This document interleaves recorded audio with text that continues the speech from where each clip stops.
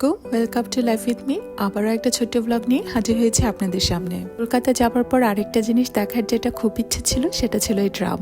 গল্পের বইয়ে বিভিন্ন জায়গায় ড্রামের কথা পড়েছে। অনলাইনে হোটেল বুকিং এর জন্য প্রথমে আমাদের গিয়ে উঠতে হয়েছিল এই হোটেলটাতে। হোটেলটা অত একটা খারাপ না হলেও আমার কাছে অত একটা ভালো লাগেনি, কেমন যেন খুব সাফোকেটিং একটা এনভায়রনমেন্ট ছিল। এই হোটেলটা ছিল ওল্ড টাউনে। আমরা যেহেতু ওখানে শপিং করতে যাইনি, আমাদের উদ্দেশ্য ছিল ঘোরাঘুরি করার, তাই আমাদের জন্য আসলে নিউ টাউনটাই পারফেক্ট ছিল।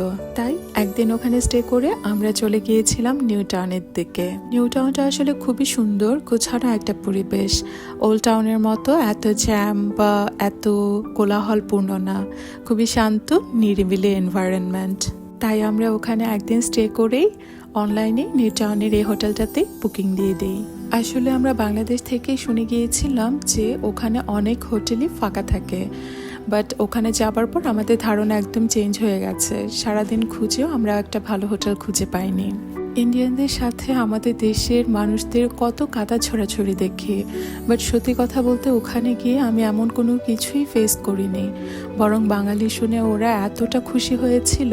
আমি একটা শপিং মলে যাবার পর একজন আমাকে একটা লিপস্টিক আর একটা মেকআপ পাউচ আমাকে গিফট করেছিল, আমাকে কিনতে হয়নি। তো আসলে সেই সমস্যাটা কোথায় বা কাদের মধ্যে, আমি আসলে এটা এখনো বুঝে উঠতে পারি না। আর এটা ছিল আমাদের নিউ হোটেল রুম। এখানে এসে বাচ্চারাও অনেক হ্যাপি। আর যাবার আগ পর্যন্ত আমরা এরপর এখানেই ছিলাম। নিউ টাউনেও সায়েন্স সিটি, ইকো পার্ক, অনেক সুন্দর সুন্দর ঘোরার জায়গা আছে, বাট ওই তো সময়ের জন্য আমরা কোথাও যেতে পারিনি। এরপর আমরা একদিন খেতে গিয়েছিলাম আমানিয়াতে, ওখানকার বিখ্যাত বিরিয়ানি। আর ওখানকার মাটন বিরিয়ানিটা এত ইয়াম্মি বলে বোঝানো যাবে না। বাট সত্যি কথা বলতে ওদের বোরহানিটা কেন যেন আমার একদমই ভালো লাগেনি। বোরহানি আসলে আমাদের দেশেরটাই মজা। খাবার শেষ করে অ্যাজ ইউজুয়াল চলে গেলাম আইসক্রিম খেতে।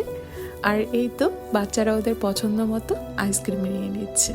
হোটেলটিতে প্যাকেজের সাথে আমাদের কমপ্লিমেন্টারি ব্রেকফাস্ট ছিল, বাট ওদের ব্রেকফাস্টের সাথে আমাদের ব্রেকফাস্টের ফর ডিফারেন্স। আমরা আসলে ওই টাইপের খাবার দাবার খেয়ে অভ্যস্ত না। ব্রেকফাস্টের মধ্যে শুধু দোসাটাই আমার একটু ভালো লেগেছে, বাট সকাল সকাল এত হেভি খাবার এটা আমি খেতে পারি না। কলকাতায় গিয়ে অবশ্য একটা কাজ আমি করেছি, সেটা হচ্ছে নিয়ম করে চা খেয়েছি। চায়ের সাথে ক্রিসপি ব্রেডের কম্বিনেশনটা এক কথায় অসাধারণ। যেহেতু বাচ্চারা সাথে ছিল, তাই আমরা হাতে গোনা কয়েকটা প্লেসেই খুব রিল্যাক্সেই ঘুরতে গিয়েছিলাম।